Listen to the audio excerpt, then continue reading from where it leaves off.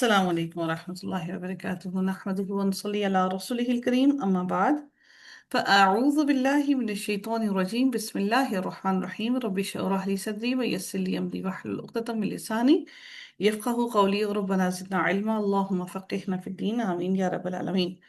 जी आगाज होता है रुकू नंबर 14 से। अल्लाह ताला इरशाद फरमाते हैं इसमें अल्लाहुल्लज़ी जअल लकुमुल अनआम लितरकबू मिनहा व मिनहा ताकुलून। अल्लाह ताला फरमाते हैं अल्लाह वो है जिसने तुम्हारे लिए चौपाई पैदा किए जिनमें से बाज पर तुम सवार होते हो और बाज को तुम खाते हो। यानी अल्लाह ताला ने हर तरह के मुख्तलिफ किस्म के चौपाई पैदा किए हैं जो इंसान के लिए मुख्तलिफ तरीकों से फायदेमंद हैं। अल्लाह ताला ने अनगिनत नेमतों से में से बाज नेमतों का तस्करा फरमा रहा है यहाँ पर। और चौपाई से मुराद ऊंट, गाय, बकरी और भेड़ हैं।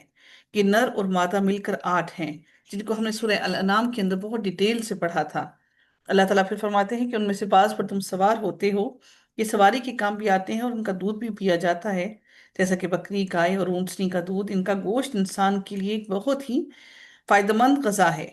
और इंसान इन पर बोझ भी उठाने का काम करता है, इन पर सामान लादता भी है। फिर मेरे रब ने मजीद इरशाद फरमाया वलकुम फीहा मनाफिउ वलितबलुगु अलैहा हाजतन फी सुदूरिकुम वअलैहा वअलल फुल्कि तुहमलून। अल्लाह रब्बुल इज्जत इरशाद फरमाते हैं कि और भी तुम्हारे लिए उनमें बहुत से नफा हैं। यानी इन खाने पीने के अलावा इनकी खाल से लेदर्स की जैकेट्स बनती हैं और इनके इनकी खाल से मशकीज़ें बनते हैं। बहुत सी चीज़ें हैं। अल्लाह ताला फरमाते हैं कि इनको इनके ऊपर सामान लादने के अलावा भी मुनाफियों और भी बहुत सारे फ़ायदे हैं ताकि तुम इनसे नफ़ा हासिल करो और ताकि अपने सीनों में छुपी हुई हाजतों को उन्हीं पर सवारी करके करके तुम हासिल कर लो। और इन चौपायों पर और कश्तियों पर सवार किए जाते हो। इनसे मुराद बच्चे और औरतें हैं जिन्हें अम, उम, ऊंट वगैरह पर बिठा दिया जाता था। यानी कि उनको उनके सामान के साथ उनको उसके ऊपर बिठा दिया जाता था। तो अल्लाह ताला ने फरमाया कि हाजतन फी सुदूरिकुम व अलैहा व अलल फुल्की तहमलून, ताकि अपने सीनों में छुपी हुई हाजतों को उन्हीं पर सवारी करके तुम हासिल कर लो और उन चौपायों पर और कश्तियों पर सवार किए जाते हो। अब सीने में छुपी हुई बातें क्या हैं?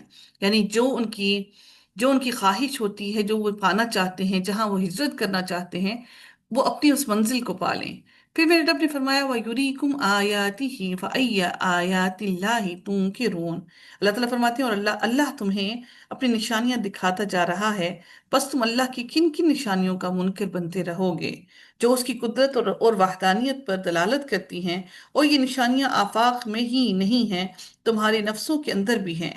यानी ये इतनी वाज़े, आम और कसीर हैं, कसीर तादाद में हैं कि जिनका कोई मुनकिर इनकार करने की कुदरत नहीं रखता। ये अल्लाह ताला ने यहाँ पर जो इनकार है वो इस्तफहामिया इनकार है कि फ़अय्या आयातिल्लाहि तुनकिरून। अल्लाह ताला ने इस्तफहामिया तौर पर इनकार किया कि बस तुम अल्लाह ताला की किन किन निशानियों का मुनकिर बनते रहोगे, इनकार करते रहोगे। अल्लाह ताला ने इतनी निशानियां तुम्हें खोल खोल कर बयान कर दी हैं। अब ये निशानियां तुम्हारे इनकार करने का सबब बनना नहीं चाहिए। अल्लाह ताला फिर फरमाते हैं अफलम यसीरु फिल अर्दी फयंजुरु कैफ कान आकिबतुल लदीन मिन क़ब्लिहिम। अल्लाह ताला फरमाते हैं क्या उन्होंने जमीन में चल फिर कर अपने से पहलों पहलों का अंजाम नहीं देखा, यानी जो उनसे पहले थे, यानी जिन कौमों ने अल्लाह ताला की नाफरमानी और उसके रसूलों की तकसीब की।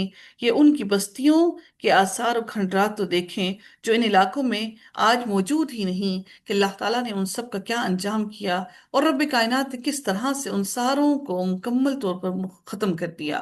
फिर अल्लाह ताला मजीद फरमाते हैं कि जो उनसे तादाद में ज्यादा थे कानू अक्सर मिनहुम व अशद्द कुव्वतन व आसारन फिल अर्दि फमा अगना अन्हुम मा कानू यक्सिबून। अल्लाह ताला फरमाते हैं जो उनसे तादाद में ज्यादा थे, कुव्वत में सख्त और जमीन में बहुत सारी यादगारें چھوڑی تھیں، یعنی ان کی بہت ساری چیزیں، یعنی عمارتیں، کارخانے، کھیتیاں، یہ ساری کی ساری زمین میں موجود تھیں، لیکن آج ساری کی ساری چیزیں کھنڈرات بن گئی ہیں، اور کھنڈروں کے علاوہ آج وہاں پر کچھ بھی موجود نہیں۔ اللہ تعالیٰ اسی لیے فرماتے ہیں ان لوگوں کے بارے میں جو ان سے تعداد میں بھی زیادہ تھے، قوت میں سخت تھے، اور زمین میں بہت ساری یادگاریں چھوڑی تھیں، ان کے کیے کاموں نے انہیں کچھ بھی فائدہ نہ پہنچایا۔ یعنی فما اغنا میں یہاں پر ماں جو ہے استفہامیہ بھی ہو سکتا ہے کہ، اور نافیہ بھی ہو سکتا ہے، دونوں ترجمے ہو سکتے ہیں۔ نافیہ کا مفہوم تو ترجمے سے یہاں پر واضح ہو رہا ہے، استفہامیہ کی روح سے اگر ہم اس کا ترجمہ کریں تو اس کا ترجمہ ہوگا کہ ان کو کیا فائدہ پہنچایا، مطلب وہی ہے کہ ان کی کمائی ان کے کچھ کام نہ آئی۔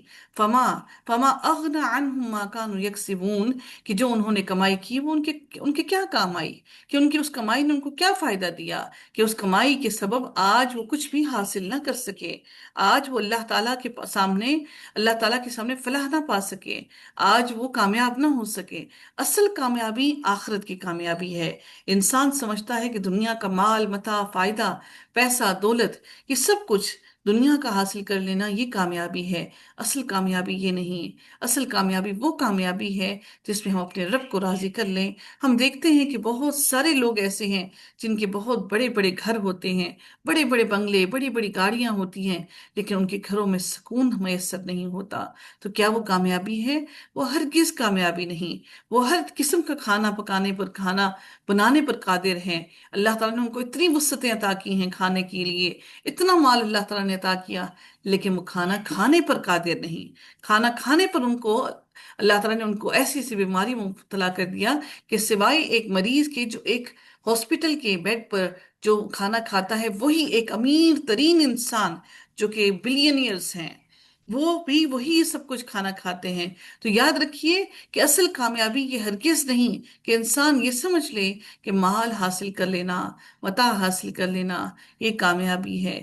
یہ ہرگز ہرگز کامیابی نہیں۔ میرے رب نے پھر مزید ارشاد فرمایا، فَلَمَّا جَاءَتْهُمْ رُسُلُهُم بِالْبَيِّنَاتِ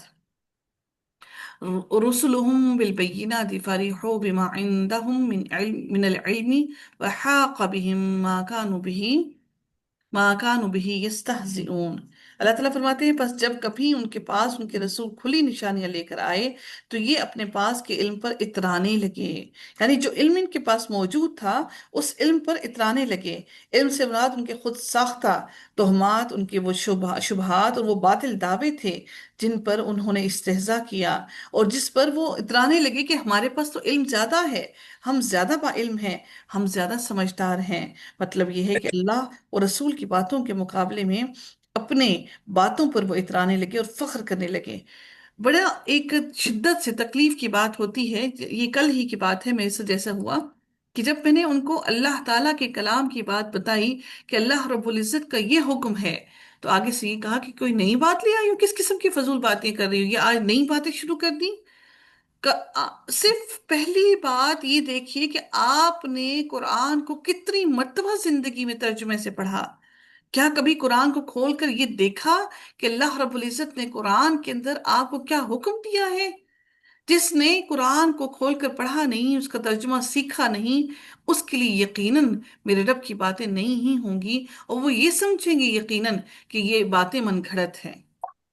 ان باتوں پر یقین رکھنے کے لیے، یقین کامل کے لیے، سب سے پہلا لی ضرورت کیا ہے کہ ہم سب کو ضرورت ہے کہ ہم اس کلام الہی کو اس کے ترجمے کے ساتھ سمجھنے کی کوشش کریں۔ صرف یہ نہیں کہ ہم نے اس کو پڑھ لیا کافی ہے، بلکہ ہمیں اس کے الفاظ کو سمجھنے کی ضرورت ہے۔ نہ صرف ہمیں بلکہ ہمیں اپنی آنے والی نسلوں کو بھی سمجھانے کی ضرورت ہے۔ پھر میرے رب نے اگلی آیت میں مزید ارشاد فرمایا، اور یہ صرف وہ ان کافروں کی بات نہیں ہو رہی، آج یہ مسلمان بھی اسی طرح سے استہزاء اڑاتے ہیں، اسی طرح مذاق اڑاتے ہیں، بالکل اسی طرح جس طرح سے وہ کافر اور منکر اڑاتے تھے۔ میرے رب نے پھر مزید فرمایا، فَلَمَّا رَأَوْا بَأْسَنَا قَالُوا آمَنَّا بِاللَّهِ وَحْدَهُ وَكَفَرْنَا بِمَا كُنَّا بِهِ مُشْرِكِينَ۔ اللہ تعالیٰ فرماتے ہیں کہ پس جب کبھی ان کے پاس ان کے رسول کھلی نشانیاں لے کر آئے تو یہ اپنے پاس کے علم پر اترانے لگے، اور پھر کیا ہوا کہ بالآخر جب جس چیز کا وہ مذاق اڑا رہے تھے وہی ان پر الٹ پڑی۔ اللہ تعالیٰ نے وہی چیز وحاقہ اللہ تعالیٰ نے وہی چیز وحاق بہم ما کانوا بہ یستہزئون، وہ اللہ تعالیٰ کے عذاب کو کا مذاق اڑاتے تھے، آخر اللہ تعالیٰ نے پھر اسی ہی عذاب کے اندر مبتلا کر دیا۔ آج ہمارے لیے وہ مشقت کیا ہوتی ہے، اللہ تعالیٰ کی آزمائش کیا ہوتی ہے؟ اولاد کی صورت میں، گھر والوں کی صورت میں، ہمارے بہن بھائیوں کی صورت میں، کسی کو شوہر کی صورت میں۔ کبھی یہ سوچئے، یہ دیکھیے کہ ہم ہر طرح سے دوسرے کے اوپر مداوا کرتے ہیں، دوسرے پر الزام ٹھہراتے ہیں، اس کی غلطی ہے، اس کی غلطی ہے، وہ ایسا ہے، وہ ایسا ہے۔ کبھی یہ سوچا کہ ممکن ہے کہ ہماری کسی کوتاہی، کسی غلطی کے سبب اللہ تعالیٰ نے یہ پکڑ ہم پر سخت کی ہوئی ہے؟ ممکن ہے کہ اللہ تعالیٰ کی طرف سے یہ آزمائش ہے، ممکن ہے کہ ہمارے ہی کسی گناہ کے سبب اللہ تعالیٰ نے دنیا میں ہی ہمیں اس عذاب میں مبتلا کر رکھا ہے۔ ہم جب ان چیزوں پر غور و فکر کریں گے تو یقیناً ہمارے دل کو تسلی اور سکون ملنے کے ساتھ ساتھ ہم اپنے گناہوں پر پشیمان بھی ہوں گے، اور ہم اپنی ان غلطیوں کو ڈھونڈنے کی کوشش کریں گے جو ہم سے زندگی میں سرزد ہوئیں اور جن کی وجہ سے اللہ تعالیٰ نے آج ہمیں اس مشقت میں ڈال رکھا ہے۔ فَلَمَّا رَأَوْا بَأْسَنَا قَالُوا آمَنَّا بِاللَّهِ وَحْدَهُ وَكَفَرْنَا بِمَا كُنَّا بِهِ مُشْرِكِينَ۔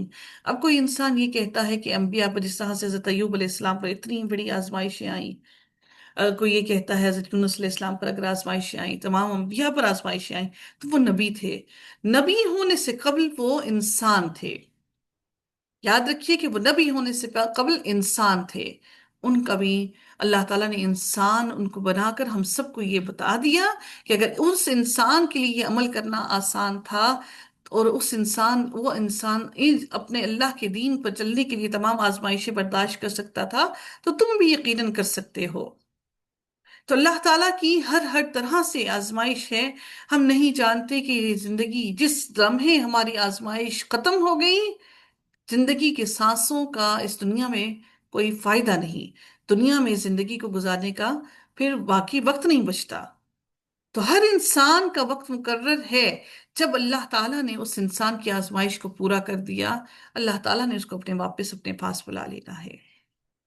تو اس لیے دنیا میں زندگی میں جو جو کام آپ کریں، اللہ تعالیٰ سے رحم مانگنے کے ساتھ ساتھ اللہ تعالیٰ سے مدد بھی مانگیے کہ رب کائنات ہمارے لیے آسانیاں پیدا کرے کہ ہم ان آزمائشوں پر پورا اتر سکیں۔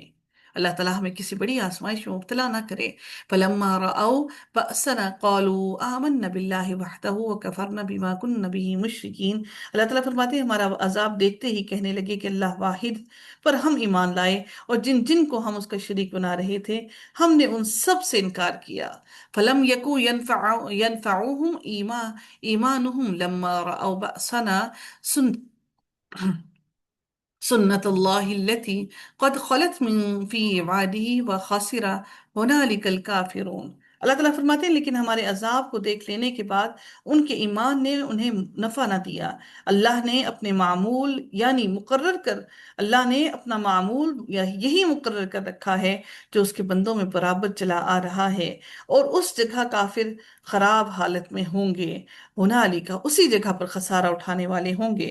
یعنی اللہ کا یہ معمول چلا آ رہا ہے کہ عذاب دیکھنے کے بعد توبہ اور ایمان مقبول نہیں ہوتی، یعنی اللہ تعالیٰ عذاب جس پر جب ایک دفعہ نازل کر دے، اس کے بعد اللہ تعالیٰ کسی کی توبہ کو قبول نہیں کرتا۔